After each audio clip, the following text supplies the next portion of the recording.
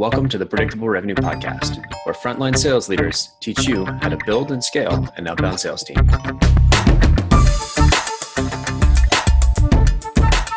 Welcome to the Predictable Revenue Podcast. My name is Collin Stewart. I'm your host. Today I'm joined by Will Fraser. He's the CEO of a company called SaaSquatch, which is the most Canadian name I could possibly think of, but it's SaaS Squatch. Today we're going to take a little different angle because, Will and I are both sales backgrounds. And we're going to talk about pricing.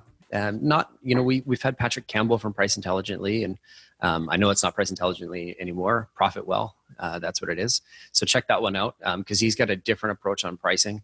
What we're going to talk today about is sort of changing pricing, how they did it. We're going to talk about Will's experience, his sales team's experience, and the impact it's had so far. And hopefully from this episode, you'll be able to get a couple of takeaways of if you're thinking about, updating or changing your pricing, then hopefully there's some really good little tips or tricks you can take away here. I do want to say one thing before we jump in. I absolutely love the topic of pricing as a salesperson. It's the one thing that I always found a way to do as when I was in sales, was have an influence over our pricing. I've had some some great mentors over the years that have encouraged our company to do one major pricing experiment a year, and it's had a massive impact on our company in the hundreds of thousands, if not millions of dollars in value that it's created just because we did a 6-week or 8-week exercise.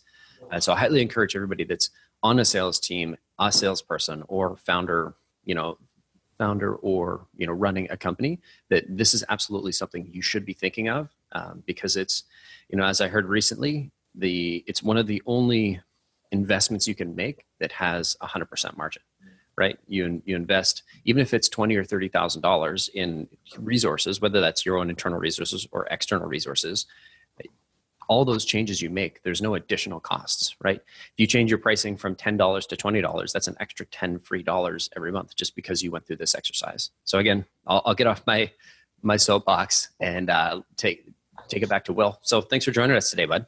Yeah, thanks for having me. Been looking forward to this conversation for a little bit, actually.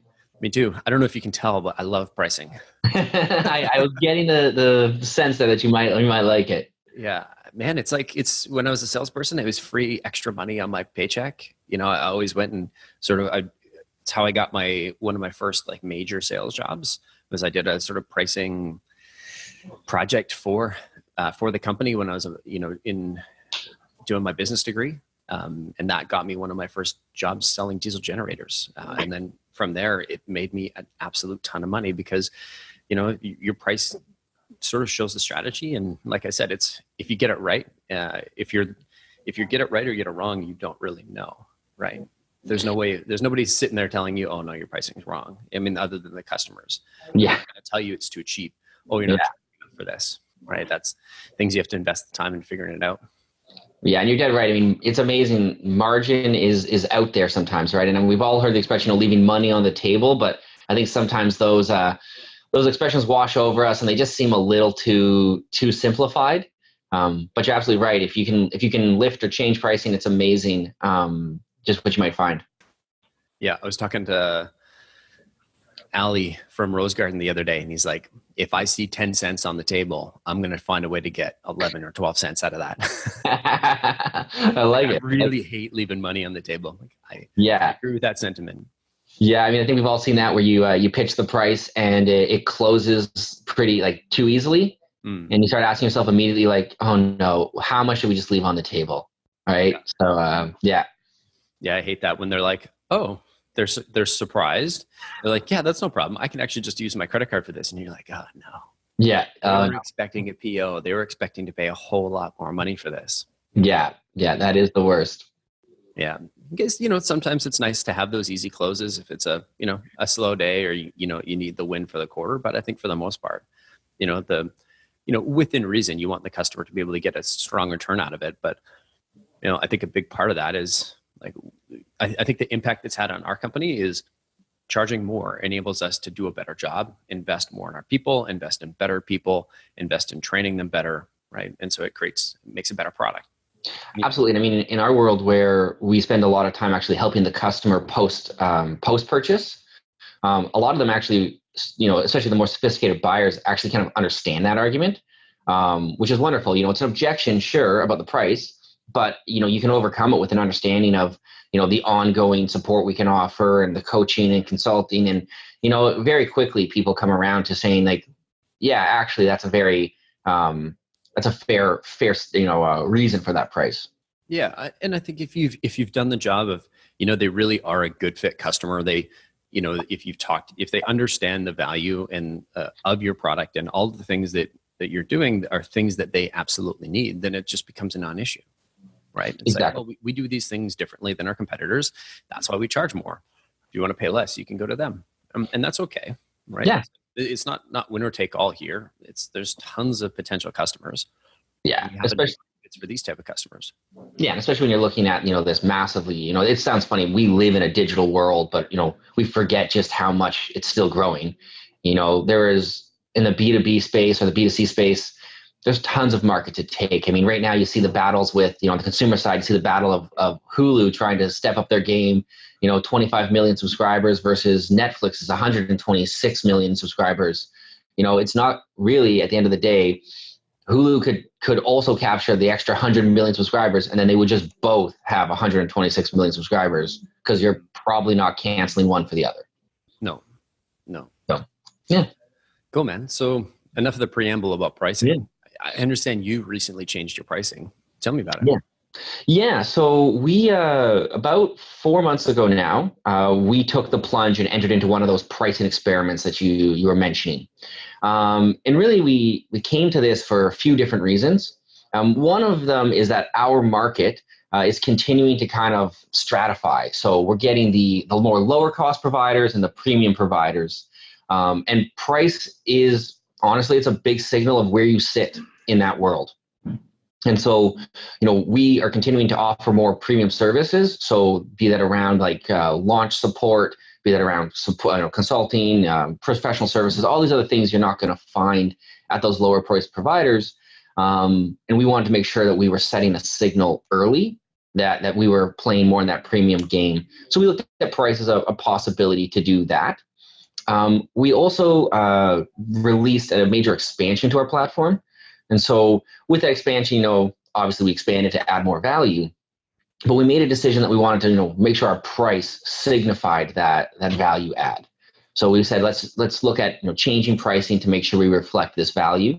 We wanted to keep it simple. Like, I don't know if you've ever looked at a tool like Marketo, but I mean, I'm pretty sure there's about an infinite number of quote unquote packages they'll sell you based on your needs.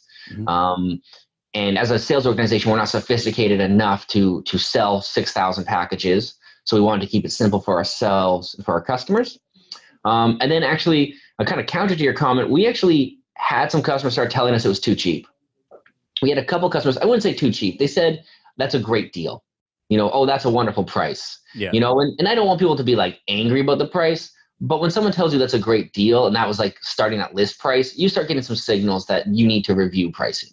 Yeah. If you get zero objections after you tell them the price and they're like, oh yeah, okay, credit card, your price is too low. Exactly. Right. And so, those are really the big reasons that we wanted to take a look at it. I mean, those are the triggers. Obviously, the reason we wanted to look at pricing is, like you said, can we drive more revenue for ourselves, which you said basically margin, by just increasing our pricing. Totally. So where did you start? Yeah. So once those kind of triggers had happened, I'm actually an engineer first, was my initial background. So I went to the numbers.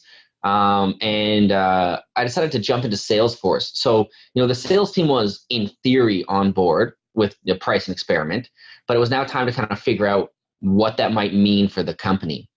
And so the first thing that we did is just looked at the last 2 quarters of sales data and took a look at how many customers we were selling at full list price and how many customers we were selling at some discounted price, and then kind of what plans they were purchasing. And I mean, I know it sounds kind of crazy, like we should have known just how many customers were paying full price versus discounted. But in the moment when we're pushing for quarterly targets and hitting our sales numbers, we're not always doing that retrospective of our sales and really being aware of it. So when we looked back at our numbers, we were seeing that about 90% of our closes were actually full price.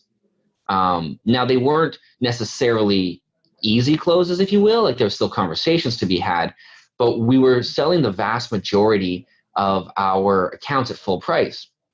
And what was also interesting is that we were selling the majority of our most popular plan at full price, and our discounts were actually being offered in our lowest plan. And so basically we were saying, okay, we've got a section of the market that we're selling to that's price sensitive. They're not our largest section, but we're allowing that to sway our kind of holistic view of the customer to say we need to be in this price range and we need to still be able to or willing to make those discounts. So we pulled that data, and then we basically went to a modeling approach and just said, what would happen if we increased the prices and the same number of people paid full price and the same people paid discounts, and we started playing with that model. Now, as we started going through this, we kind of said we started with a 25% increase to pricing. Okay, so just across the board, let's lift everything by 25% was just our base starting point to get an analysis. And what we came to was we kind of looked at those numbers and said, yeah, if our lower cost plan is already having people who are requiring discounts, if we increase that plan, we're probably not going to sell it, right? Like, let's just take the worst case scenario, we'll sell none of it. Okay, well, what does that look like? We're going to sell, we're going to sell the same number of our 2 higher price plans at this 25% increase. What does that look like? And it's not rocket science to all of a sudden realize it's still more money. We would have been up by about 4 to 5% by just increasing the prices 25% and selling none of our lower priced tier. So that was sorry, go ahead, Colin. I was going to say that's a pretty good starting place, hey? Right. We've just lowered our overhead effectively. We don't have to actually manage those customers or support or operate or anything like that. There's always a lot of improvements there on overhead costs. And then the margin for the ones we are closing is just substantially better. I was wondering if you found a difference between support cost between on the lower tier and the upper tier customers. So our middle plan is probably the best for support cost. But our lower and highest tiers have a much higher support costs. Now, our lower tier, obviously that doesn't make a lot of sense. Our higher tier is priced to accommodate that reality. Yeah. So, when you look like our middle tier to our highest tier is about a 3 to 5 times different in price. So you're buying more of an enterprise service and you respect that, we're there to help you in ways that traditionally we wouldn't be able to afford without that pricing.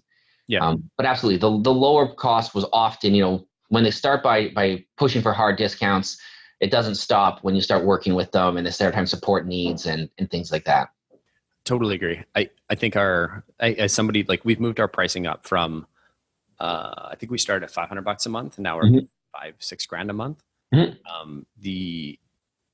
As we sort of, I remember the journey of from around when we were 1,000, well, it was probably around $2,500 a month we went from 5 to 2,500. And I remember we had tons of customers, tons and tons of customers. Everybody said yes, nobody said no. Yeah. But what we found is there were companies that were in that range that were trying to screw us out of meetings, right? We had at one point okay, it's a $1,500 base and then a 2% kicker if you close a deal. Yeah. We had a customer close $1 million deal and they canceled because they didn't want to pay us the 2% on $1 million. Yeah, come on, guys. And the crazy thing is there were a referral from one of our other customers. And so one was telling me, hey, did so-and-so tell you about that big deal they just closed from you? I was like, nope. It's they just called and canceled. Yeah.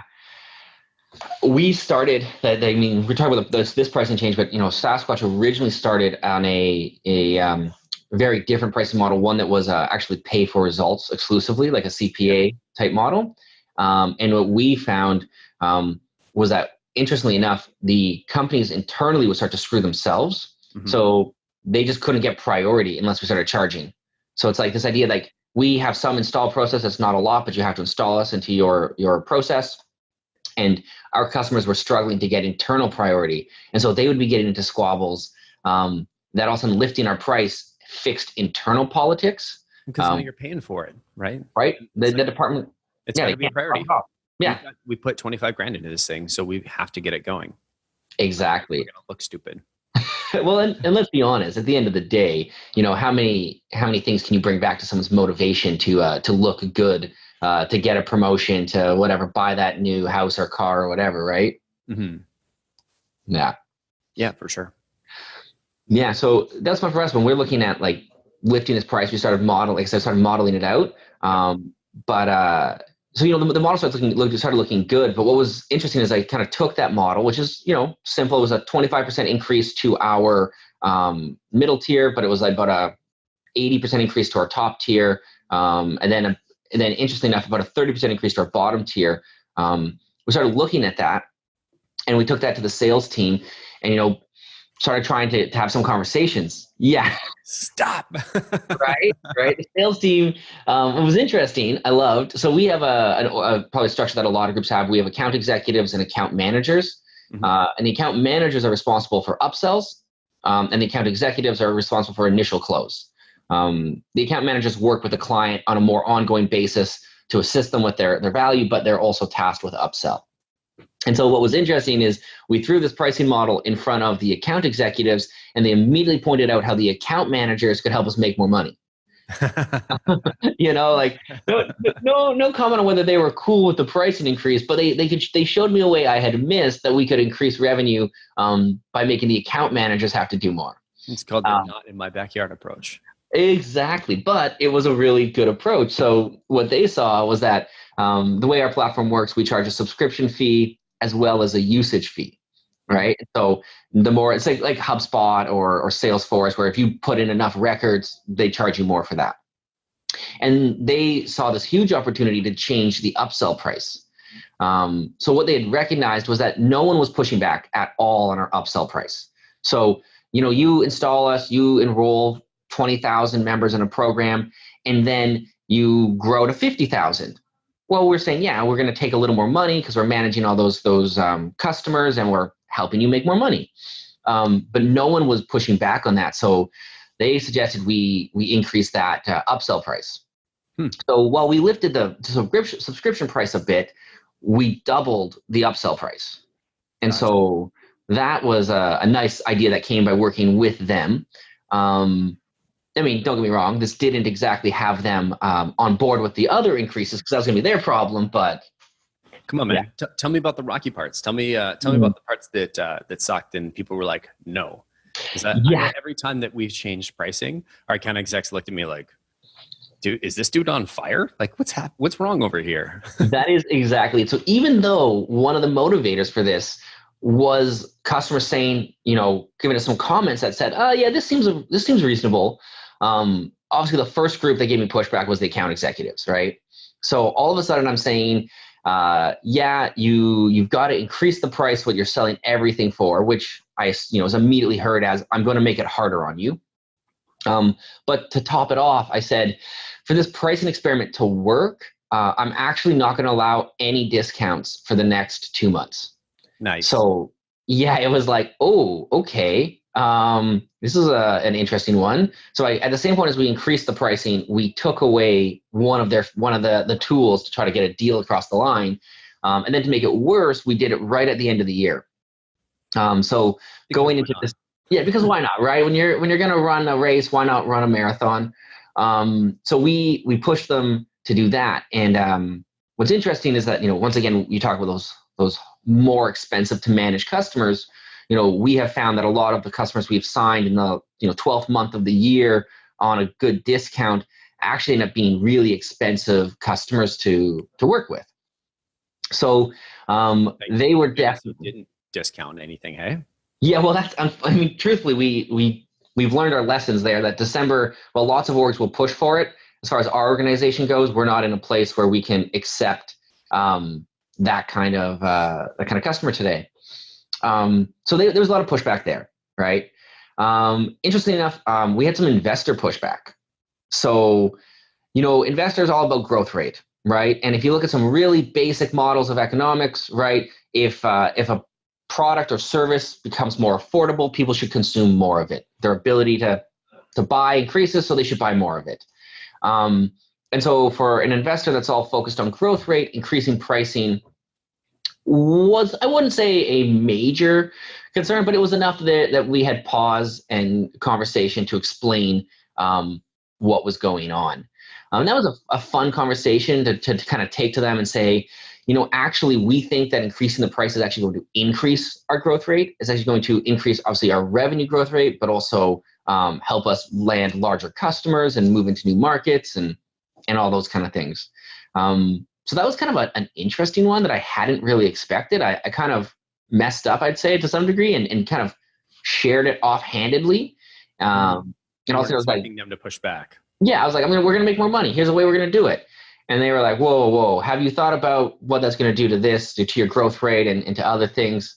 But I mean, ultimately, they went with, they didn't try to throw up any major blocker, but it was an interesting challenge, I'd say, that I really didn't expect. Where did your salespeople, coming back to your salespeople, where did they feel like your pricing was before the change? So, the thing is, they liked the pricing because it allowed them to position us as a slightly more affordable version than our largest competitor, right? And especially with the release that we had just completed, our platform was now and is now in a place where it's substantially like outpaces our largest competitor, but they were still very comfortable with playing like as the more affordable version of that other vendor.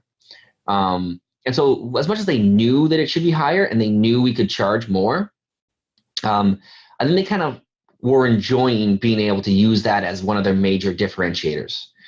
Instead of saying like, well, we're actually, more expensive or the same price. And the reason you want to spend that money is because we're a better solution for you. We offer more value. You're going to get better things out of this. So it was like, I guess it was like mixed feelings. Like they had a good belief we could charge more, but at the same point, they were very used to using a tactic, which was to position us as equal, but more affordable. And now they had to position us as, more powerful and more value, but, the same price or more. And so it was a conflict with them. I think the thing with most times you're changing pricing or doing anything, the proof's in the pudding. So, as soon as that first deal closes at the new pricing, all of a sudden sales has a habit of starting to believe. And by the time it's like the third or fourth account, it's pretty strongly like endorsed, but it was definitely hesitant that we were going to lift the price, even though they felt they could do it. Yeah. How did you overcome that hesitation? Right? Because essentially you're coming in, you're saying, hey, your job's going to get harder. Yeah. Commission's going up. Great. Yeah. I want to pay you more. Oh no. But at the same time, right, my job's getting harder, right? My quota's going up, the number of customers, or the amount of work I need to do for each customer to put into each customer is going to go up. It's going to be harder. I'm going to lose some deals that I might have won, or at least that's the fear. Yeah, that's the fear. Yeah. Yeah. So like the technique I tried to use to get them on board was, once we had the initial model kind of in theory worked out, tried to bring them in as early as we could, bring in a few of the AEs that were really passionate about this and get them to start to contribute on, do we need to change up, is this price, do we need to move this price a little bit? Is there some big concern you have, looking at feature sets, rejigging user limit, like whatever it was, and just trying to bring them in to be part of that conversation, to make sure that it wasn't entirely being, forced down their throats. We're still a nimble enough organization that we can bring in the account executives. We're not talking about 1,000-person sales force here. Brought them in and tried to get them involved in that conversation. Mm-hmm. Like I said, I was prepared with enough information to back up the idea that yes, we should increase the price, and yes, we can increase it at least this much, and here's what we think will happen. But it was really just trying to involve them. And then, maybe not the most exciting tactic is, after it was generally people had been involved, we just made it law. It's not. Yeah, it's one of those things where like at some point you just have to make the call, and hopefully you've been able to involve people and get buy-in and consensus. But at some point, We just had to drop the hammer and say, yep, this is the price now. Everything's getting changed on whatever Wednesday, and we'll move forward accordingly. That's fair. I remember when we did our last major change, I think we did a survey of or not a survey, but we did some research on, what on the market and what a comparable company would charge and what the upper end of the market, what the bottom end of the market looked like. And I think helping people realize that coming into it, I think our sales team thought that we were charging at the top of the market. And after that exercise, they sort of realized, oh, we're not. We're sort of below the and we're trying to position ourselves as a premium solution, right? Like we've got the brand name, we've got, we put a ton of extra resources into, investing in our customers, and we were charging basically like startup rates for that. Yeah. That made everybody go, oh yeah, you know what? Maybe this doesn't make sense. So at least it got them thinking about, got them out of that sort of fear mode and helped them realize that oh, maybe some of these deals that we're closing so easily, we could have gotten extra $1,000 a month out of them, which would have had a tremendous impact on the company. Yeah. One of the things that was interesting for us, our number one competitor, we're regularly familiar with their prices, as much as they change throughout the days and lunar cycles and whatever decides to make them change. Mm-hmm. But what was interesting is that as soon as we started this conversation, we actually saw the sales team almost on their own starting to test out the idea of increasing prices. So they would maybe be pushing for an upgrade to be purchased where they wouldn't have otherwise. And so almost there was a bit of they had a moment where they could kind of dip their toe, mm-hmm. Which was an interesting thing we hadn't really expected to happen. But yeah, I mean, we're in a place where there's the bottom end of the market, there's the mid top, and then there's the top. And I think we've got customers that are paying us good money a month and don't argue. And so it's you try to point to that as well to say, you've got a customer that's paying healthy amounts of money here and is not arguing on every upgrade. This price is doable. But yeah, it's that fear you're trying to overcome, right? Yeah. Yeah. Or I guess that's the flip side, is trying to also check the overly optimistic sales guy who believes, let's lift the price by 10x, and that's maybe not your best bet either. When it's I can sell it, I can sell more, and you're like, okay, let's also calm that a tiny bit. But normally it's fear. Yeah, I think that's the piece that I need to remind myself is I spent my whole life in sales, right? Yeah. And I still run our sales team here. Our rev team is what we actually call it, because we have sales development, marketing, and traditional sales all roll up under the same banner, sit in the same team. But every time we make a pricing change, I'm mm-hmm. always involved. I always want to take the first couple of deals where I'm having those conversations, so that if they're like, are you fucking kidding me? Yeah. I'm at least the first person that knows, so that if we've made a horrible mistake, then we can go back on it really quickly. And so far, haven't made any horrible life-changing mistakes. Yeah, I mean, I think most of us seem to push for, we seem to, we're more critical of ourselves than others. For a lot of us that are really trying to push. And so it is common for us to think we're making a big shift. And in reality, we're probably not doing anything too crazy. But you're right. It's good to make sure we test it out, make sure we have some good data that proves we actually haven't gone crazy. One of the things that we do is we still have the pricing. And that's in our market where we're moving into, that more and more people are getting rid of public pricing. And so public pricing is also a nice test for us right away. Like when someone, requests a demo or wants to talk to sales, we know you've already looked at pricing or not. And when we noticed it didn't really change anything when we lifted pricing on our pricing page, we started getting some early indicators there that it wasn't stopping people from talking to us. And we find that, pretty regularly, is that, we believe there's more things that will stop people from talking to us than is true, right? That one extra field on the form, maybe it's the big friction point. I mean, maybe you're asking for their social insurance number, but in reality, it probably isn't the make or break one item like that. So yeah, that's fair. Yeah.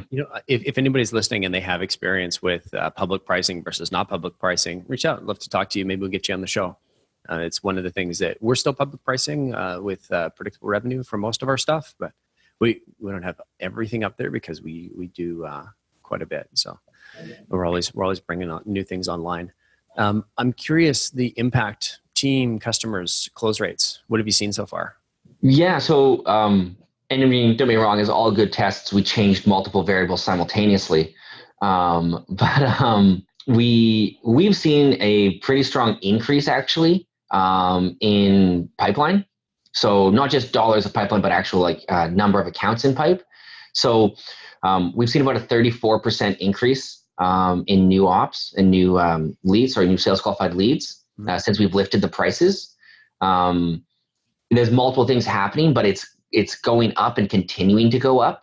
The biggest thing we're seeing is, as we lift those prices, customers are coming in with a bit more of a mindset as to where we're positioned. That simple idea of positioning ourselves as a price match or a little bit over our biggest competitor has started to change people's perception of where we are in the market. We can know all day long that we have the more robust solution that can provide more value. But if we don't have, our theory is at least, if we don't have the guts to charge you for it, then you won't know, right? And so we've seen, like I said, we've seen an increase coming in new sales qualified leads. We've seen some very, very strong companies coming in. We've always, had customers in the Fortune 500, but we're seeing like an increasing number of large companies coming in because of pricing increase. So that's been exciting. And that in turn turns into some excitement inside the team, right? So of course, people like to see these are the conversations we're having. These are the people we're working with. But what was interesting and not so much sales related, but a little bit unexpected was the effect that increasing our pricing has on the rest of the team. Where it's an outward signifier that what we're doing is worth value and increasing value. And so that was an interesting one for us. When it comes to close rates, effectively our close rates have stayed flat, right? So we haven't increased our close rates, but we definitely haven't reduced them, right? So we're increasing the number of deals coming in or holding our close rates. That's so great. For us, we're happy. Do you think part of that could be that you're scaring away some of the lower end customers that were taking up a lot of time from the salespeople, and now they have more time to focus on the sort of medium and larger deals? Absolutely. So we actually, with this project, we actually made a decision internally, which is we are okay if we close 0 of those first plans. We have prioritized the middle and enterprise plan as what we're trying to sell. And so sure, if you've got the time to try to work one of those deals, please do. But really, that bottom tier now is much more set up as a positioning tier to help you find your way into our middle tier.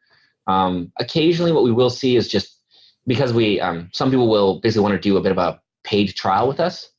Then we might talk about that tier as a solution to do a paid trial and get rolling with us. Mm-hmm. But yeah, absolutely. It's definitely, it scares people away at least earlier in the conversation.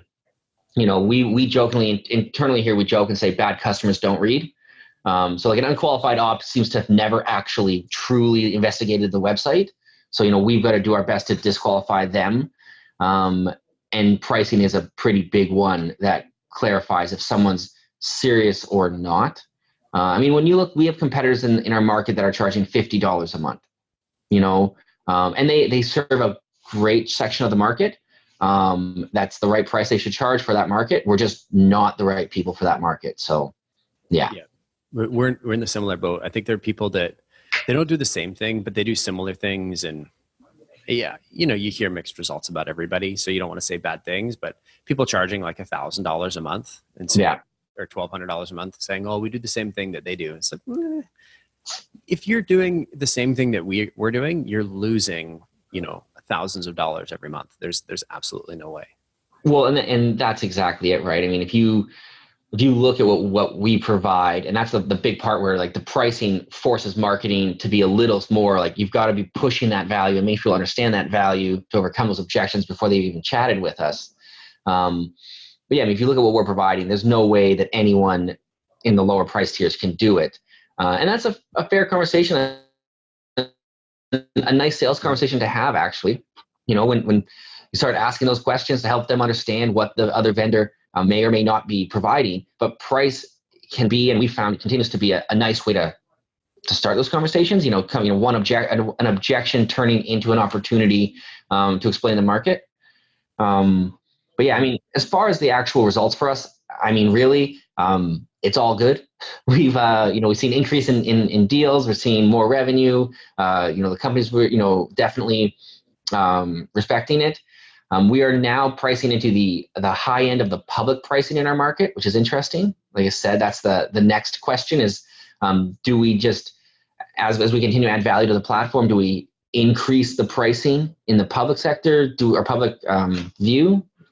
Do we have to go to a closed pricing model? Generally speaking, our company has a culture of trying to keep things open. A lot of our competitors in the closed pricing section also have things like closed documentation and closed systems and things that really start to scream of like Oracle and like, the SAP sales processes, which I'm not sure how we think about those yet. That's fair. Yeah. Cool, man. Well, I want to thank you for coming on. This has been super valuable. I do want to introduce you to our final segment called Cold Call Me. Oh, awesome. So I told Will at the top of the call, so he had some time to mentally prepare. But so what are you going to be trying to sell me some SaaSquatch? Let's do it. It's been a little while since I've done a cold call personally, but let's give it a shot. Cool. Ring, ring. Hey, this is Collin. Hey, Collin, this is Will here from SaaSquatch. How you doing today? Really busy. I'm just stepping into a meeting. Totally understand. January is a great time for planning. We're probably all busy. Can I just take 2 minutes of your time to talk about a problem that I suspect you're probably having right now? No? Okay, well, here's the thing. I know it's 2019, you're pushing on new revenue targets, and I've got a way that I think, I've looked at your website, I've looked at your product, I've got a way that I really think you guys can increase customer acquisition by about 8% this year. I doubt you've thought of anything we already haven't thought of. And we hear that a lot, Collin, and I totally respect that you're at the top of your game and you're pushing. One of the things that we bring is that we've had a chance to talk to thousands of companies like you, and we just keep finding these little areas, and it's just the little things that we bring together that help you deliver better results. I really want to keep pushing you here, but what is that little thing? So the little thing that we keep finding is we keep focusing. We find little customer behaviors that trigger great opportunities to help you encourage them to spend more money. These are the kind of opportunities that maybe one alone aren't enough for you to focus on, but with our solution, we help you capture 100 of those and make real significant increases to your revenue. Cool. How do you feel about that cold call? How'd you do? You're good. You're good at shutting down.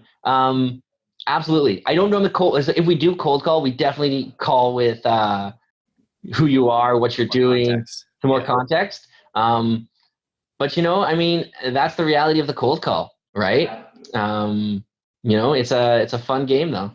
Yeah, it's a fun way to wrap up a podcast, which I still don't have a good way of like shutting it down. There's Morgan Riley, he's like, yeah, keep dialing. I'm like, oh man, dude, that's such a great like way to kill the podcast or to like wrap up the podcast. I just do the cold call segment. I'm like, cool, did the Canadian. Thanks for showing up, and that's a wrap. Awesome, man. Yeah, I mean that's a blast. That's a fun way to end it. Thanks. Well, I'll be super Canadian. Thanks for coming on the show. Thanks to the audience for listening. If you know somebody great on the show you want to hear from this year, we're taking nominations. So shoot me an email, hit me up on LinkedIn, Collin Stewart. That's Collin at Predictable Revenue. All right. Talk to you soon. Thanks, Will. Thanks, Collin. Have a good one. See ya.